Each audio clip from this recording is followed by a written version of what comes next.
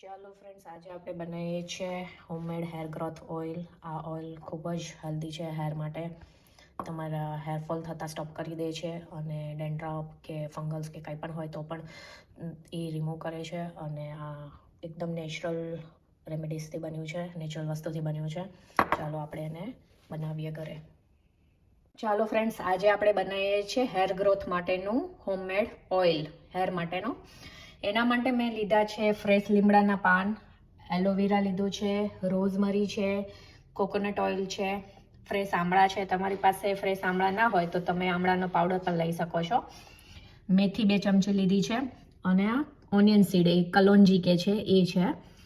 તમે કલોંજીની જગ્યાએ ઓનિયન પણ નાખી શકો છો એક સમારીને. આપણે એમાં પેનમાં પહેલાં કોકોનટ ઓઇલ લઈ લઈશું. મેં 250 ગ્રામ જેટલું કોકોનટ ઓઇલ લીધું છે. એટલે આપણે એમાં એક એક કરી વસ્તુ નાખીએ. આ કલોંજી નાખી દઈએ 2 ચમચી મેથી દાણા, પછી એલોવેરા છે, પછી આપણે આ લીમડાનું પ્રમાણ થોડું વધારે. આ ખૂબ જ ફાયદાકારક ઓઇલ છે તમારા હેર માટે. એમાં આપણે આ રોઝમરી નાખીએ છીએ અને આમળા નાખીએ છીએ. આ બધી વસ્તુને આપણે થોડીક વાર માટે ઉકાળી લેવાની છે. એકદમ ડાર્ક કલર, બ્લેક કલર થાય ત્યાં સુધી આપણે એને બધાને શેકી લેવાનું છે. તો આને આપણે મીડિયમ તાપે ઉકાળી લેવાનું છે બધી વસ્તુને.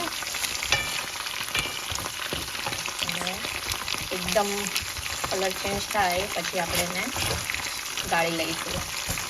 જો ફ્રેન્ડ્સ, આપણું તેલ હવે ઉકળી ગયું છે. 10 મિનિટથી મેં મીડિયમ તાપે રાખીને કરી લીધું છે.